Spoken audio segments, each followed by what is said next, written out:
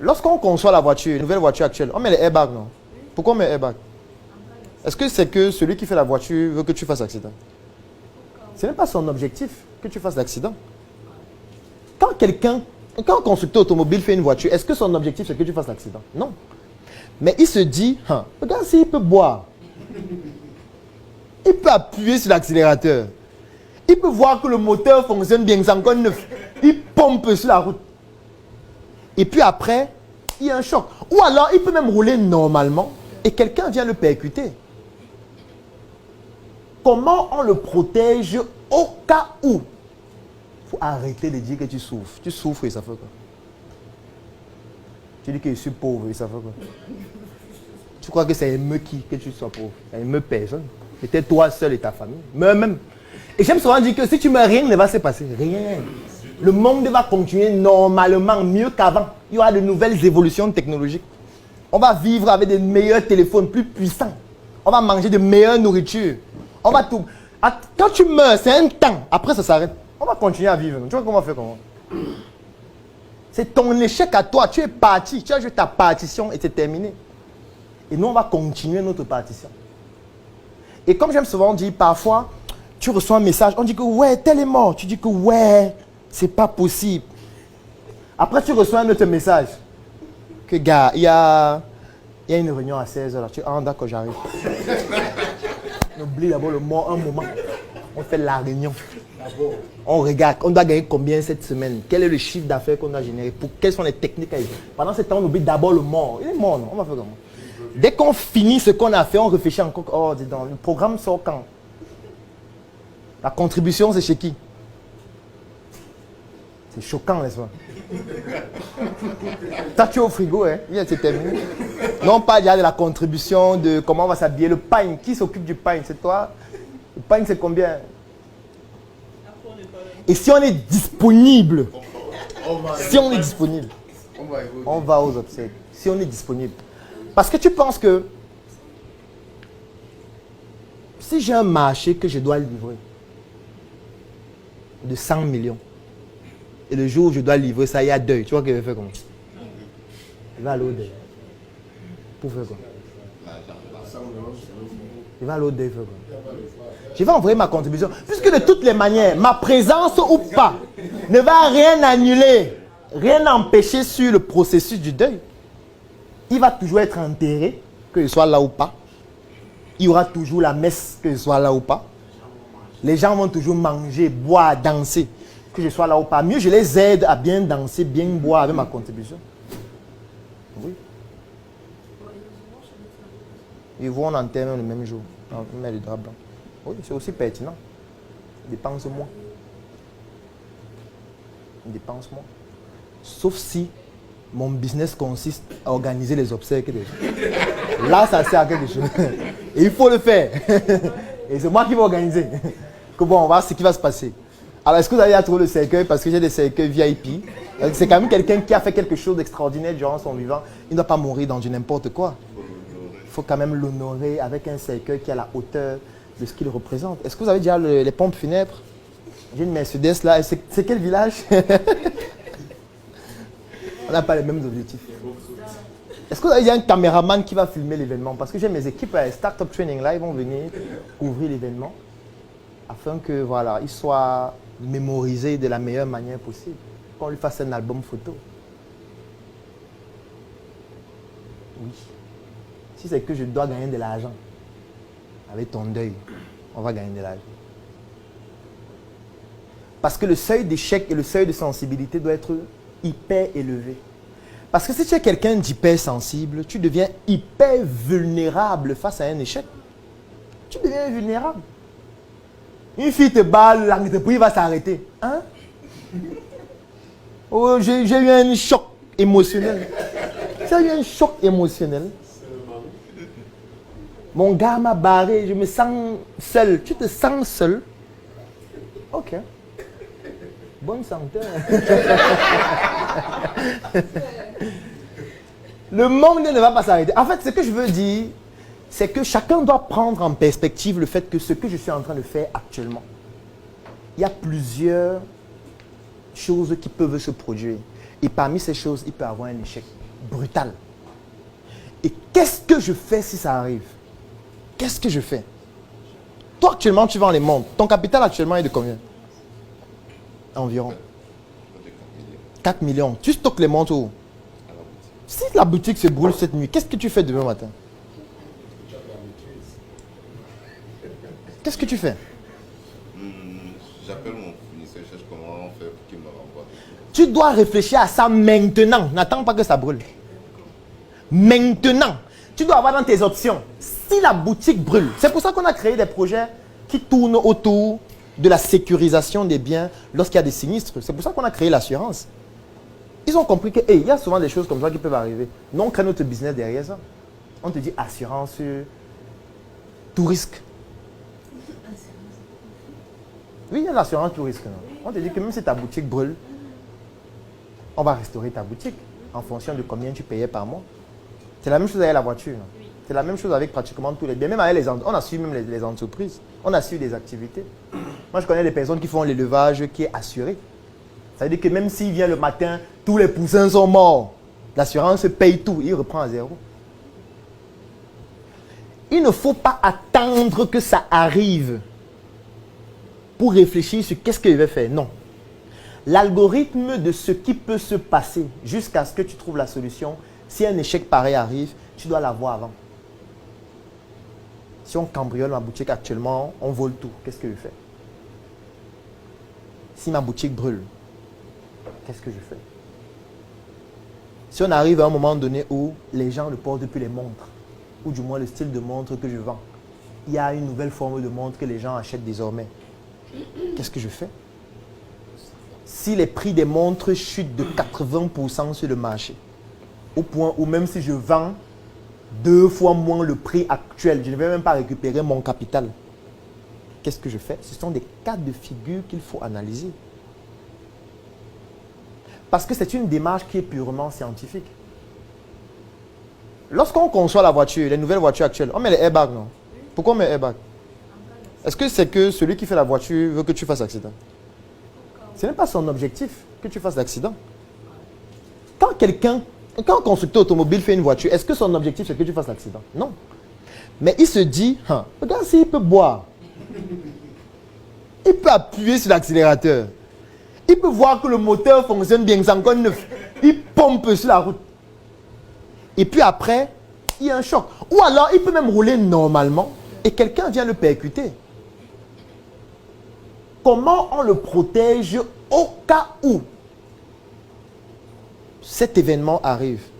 On va mettre des airbags qui vont se déclencher uniquement lorsqu'il y aura tel type d'événement. Tu vois qu'eux, ils pensent à l'échec avant. C'est pour ça qu'avant de vendre les voitures, on fait des tests. On fait des tests même de chacune des pièces. Dès que la voiture a fini d'être montée, on fait des tests même de crash. Ça veut dire qu'on crash des voitures pour savoir un peu si le airbag même se déclenche. Et parfois, vous allez voir des constructeurs automobiles qui vont vous dire on a rappelé 100 000 véhicules parce qu'on s'est rendu compte qu'il y a une erreur ou alors j'ai envie de dire, il y a une erreur de fabrication sur telle pièce qui fait en sorte qu'il y ait un dysfonctionnement, par exemple, lorsque les airbags doivent se déclencher. Et on reprend les voitures, on remplace par d'autres. Donc, les autres ne peuvent pas penser à l'échec et mettre sur pied des solutions avant et vous vous attendez que l'échec arrive avant de vouloir réfléchir sur comment faire pour surmonter. Si aujourd'hui tu tombes malade, tu ne peux plus avoir l'usage de tes mains, tu fais quoi? Si aujourd'hui tu es paralysé de tes 2 mains, toi le magicien, tu fais la magie avec quoi? Les pieds? Il faut y réfléchir maintenant, pas quand tu seras paralysé. Encore que je ne souhaite pas que tu sois paralysé, mais c'est une éventualité. Même si elle est faible, elle peut arriver. Pas forcément de ton fait. Tu peux être victime d'un accident de la voie publique qui fasse en sorte qu'on ampute un de tes membres. Ça peut arriver. On voit ça à l'hôpital chaque soir. À Douala, c'est pire. Je vous recommande d'aller de temps en temps à la Quintini, qui est l'hôpital peut-être le plus sinistre du Cameroun. Pardon? Oui, il y a un pavillon rien que pour les motos. À Douala. Les cas que vous voyez là-bas, c'est exceptionnel. Mais ce qui est bien là-bas, c'est que vous voyez les médecins marcher en souriant. Il marche en souriant. Oui, non, on a un traumatisme crânien là. Là, c'est 2 motos qui sont entrées en collision. Bon, là, je pense qu'on va faire une amputation de la jambe gauche. Oui. Bon, là, ce sont les 2 bras. Je pense qu'on va les amputer demain matin. Est-ce que tu es disponible demain? On a fait un bloc. Ok. Bon, le monsieur là, je pense qu'il va mourir demain hein, parce qu'il a eu... C'est dramatique. Personne ne pleure. On ne pleure pas. On ne pleure pas. Bon, on a un qui vient d'arriver là, il a été écrasé par un camion. On vient de le mettre à la morgue. On va certainement l'enterrer sans tête. On va faire comment? La tête est devenue la patte. On va faire quoi?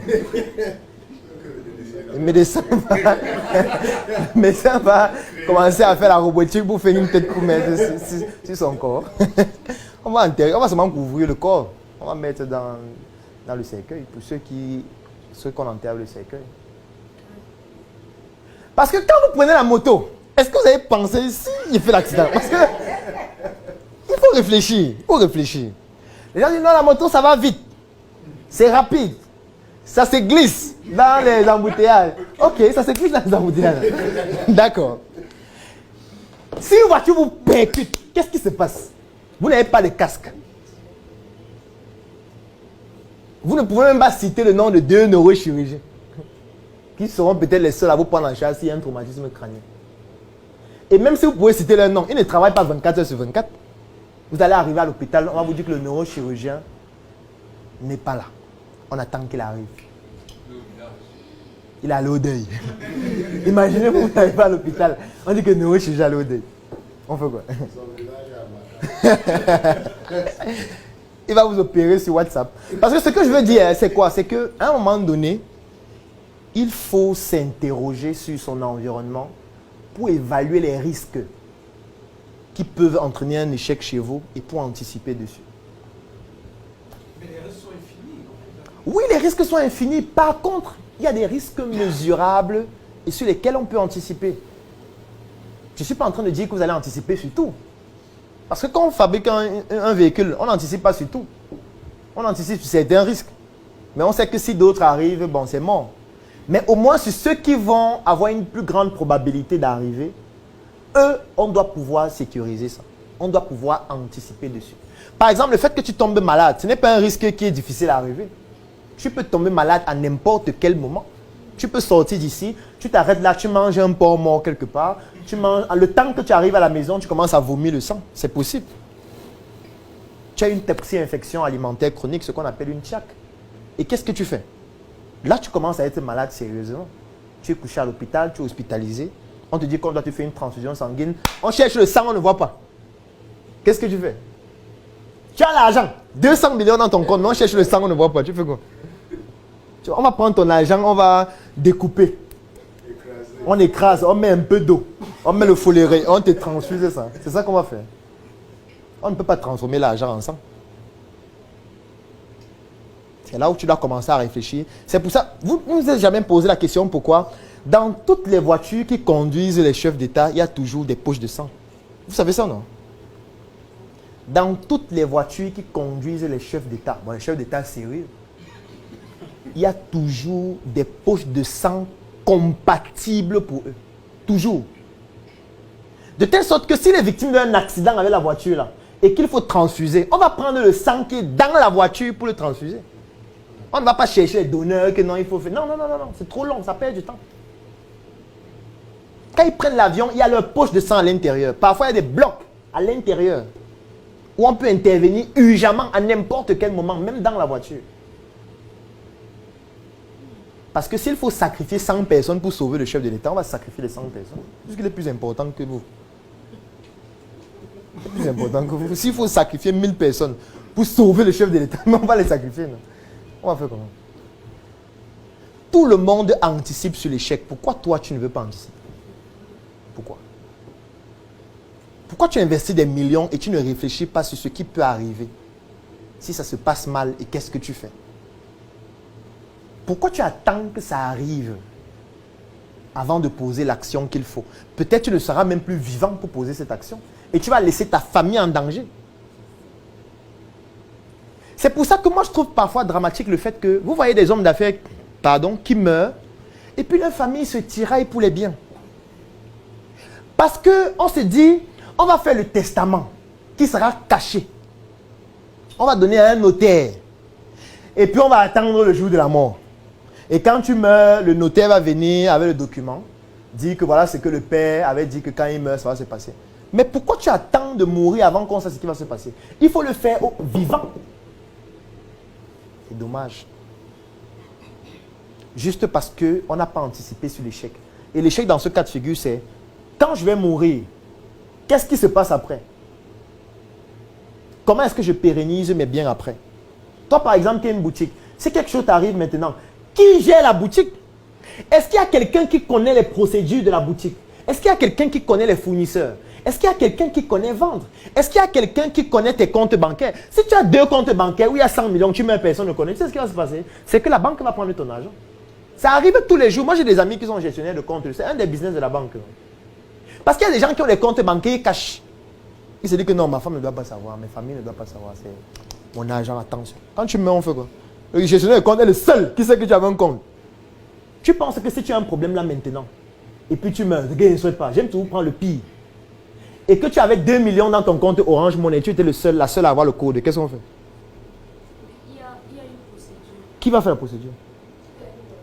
Qui c'est la mort qui a On te dit que tu es la seule à savoir le code. Tu es la seule à savoir ton solde. Tu meurs, qu'est-ce qu'on fait? Personne ne connaît ce Ta famille peut même venir, non? Dire qu'elle avait son compte Orange Money. Il y avait l'argent. Orange dit que non, il avait 15 000 avant sa mort, elle a effectué un retrait. Tu fais quoi? Il y a l'historique du compte. Qui donne l'historique? C'est ta famille. Alors, Orange peut dire que dans ton historique, tu as effectué un retrait de 900 000 avant ta mort. Et ils ressortent un message qu'ils ont conçu eux-mêmes. Je dis que je connais les gens qui y travaillent. C'est ça qu'on fait. Tu vois qu'on fait quoi? Tu vois qu'on fait quoi? Je veux dire, même si vous témoignez, eux, ils sortent un message qu'ils ont conçu, non? Et le message montre que tu as effectué un retrait. Tu vas faire comment? Tu vas faire comment? On dit que ton solde, c'est 15 000. Et ils prennent 15 000, 2 billets neufs, 1 billet de 10 000, 5 000. On donne à ta famille, voilà ce qu'il y avait dans son compte. On fait quoi? On a perdu, non? C'est fini. Et ça, c'est dans le cas où ta famille savait que tu as un compte qui a de l'argent. S'ils ne savaient pas, c'est mort. L'argent est parti. On va seulement enlever le solde et puis ceux qui savaient, ils vont gérer au calme. Parce qu'on n'a pas anticipé sur l'échec. On n'anticipe pas. Le magicien, si quelque chose t'arrive aujourd'hui, qui continue à faire la magie? Il faut poser cette question. Qui continue la magie? Ou la magie s'arrête? Parce que peut-être au Cameroun actuellement, tu es le seul à pouvoir faire ce que tu fais. Peut-être en Afrique, peut-être dans le monde entier, tu es le seul, vivant, à pouvoir le faire. Et si tu meurs? Le monde entier perd cette compétence que tu développes depuis près de 25 ans. Depuis ta naissance, même avant que tu ne sois né. C'est un gros drame. On doit même t'éliminer physiquement. Pourquoi? Parce que tu es en train de priver l'humanité par ton inconsistance sur le plan d'anticiper sur un échec d'une compétence qui aurait pu servir à tout le monde entier. Tu dois réfléchir maintenant. Qu'est-ce que je fais si quelque chose m'arrive pour que cette compétence ne soit pas perdue? Il faut que je la pérennise.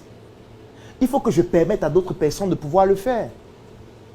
Il faut que je crée des procédures qui permettent de pouvoir le faire. Il faut que je forme des personnes. C'est à toi maintenant de choisir qui tu vas former, comment ça va se passer, comment ils vont reproduire, comment tu vas les accompagner. Même s'ils ne pourront jamais faire exactement comme toi, mais au moins, ils auront la possibilité de faire quelque chose de similaire. Et de permettre à d'autres personnes de réaliser ta vision qu'on a vue dimanche, que tu n'as pas pu réaliser de ton vivant. Surmonter ces échecs, c'est ça. Ce n'est pas attendre que l'échec arrive avant de surmonter. Ce n'est pas attendre quand tu es déjà endetté à hauteur de 200 milliards avant de réfléchir que qu'est-ce qu'on fait quand on est endetté à hauteur de 200 milliards. Non, ce n'est pas à ce moment que tu te poses cette question. Tu dois te poser cette question quand tu étais endetté de 5 000, 15 000, 100 000, 1 million, 10 millions. Tu dois réfléchir avant. Tu dois réfléchir avant. Sauf que chez nous, on ne réfléchit pas. Et du coup, qu'est-ce qu'on fait? On pleure tout le temps. Le monde ne m'aime pas. Les sorciers du village. Il n'y a aucun sorcier. Le sorcier, dans ce cas de figure, c'est toi. Il n'y a pas un autre sorcier. C'est toi seul, l'unique sorcier de cette histoire. Qui ne comprend rien. Même les algorithmes informatiques anticipent sur les problèmes qui pourraient survenir. Toi, un être humain, tu n'anticipes pas. Et quand on programme un logiciel ou une application, on dit, si la personne pose telle action, l'application doit se comporter de telle façon. C'est-à-dire qu'ils sont en train d'anticiper sur ce qu'on peut faire. Et sur ce qui peut arriver. Et comment l'application va se comporter au cas où ça arrive. Toi, l'être humain, tu n'arrives pas à le faire. Tu n'arrives pas à le faire, ça veut dire que c'est toi le problème. L'échec peut venir de n'importe où. Ça peut venir de toi-même. Ça peut venir d'un proche. Tu peux avoir un proche qui cause ta chute. Ça peut venir de la société. Tu peux avoir ton entreprise, on vient la sceller, on te fait un redressement. On te demande de payer un montant qui est 7 fois supérieur au chiffre d'affaires que tu as fait la dernière année. C'est-à-dire que tu as fait un chiffre d'affaires en un an de 100 millions, on te dit qu'il faut payer 2 milliards. Tu fais quoi? Si ça arrive, qu'est-ce que tu fais? Parce que si tu te poses la question, si ça arrive, qu'est-ce que je fais? Tu vas commencer à anticiper, par exemple, pour avoir une bonne gestion de ta fiscalité. Tu vas commencer à t'arranger pour anticiper sur un certain nombre de choses. Tu vas commencer à avoir des relations avec un certain type de personnes qui pourront t'aider au cas où. Toi, qu'est-ce qui va se passer si ça t'arrive? Tu appelles qui? Ta mère? Tu vas dire, Seigneur! Mais n'hésitez pas. Vous m'écrivez s'il y a un quelconque. Je vais le faire, docteur. D'accord, ça ira. D'accord, je vous en prie. Merci beaucoup.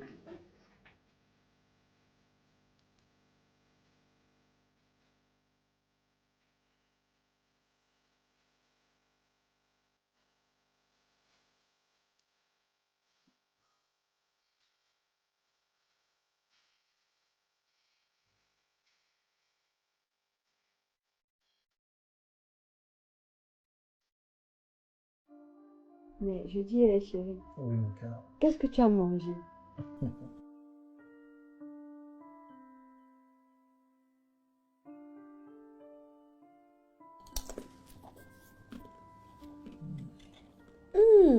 Du bon plantain au mûr. Juste pour toi, bébé. Mmh. Ouais.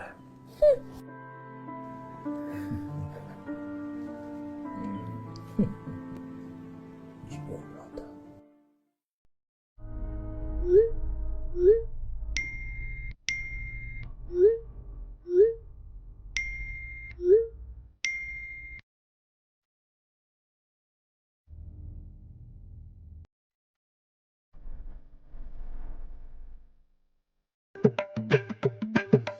Doka, l'Afrique, le grenier du monde.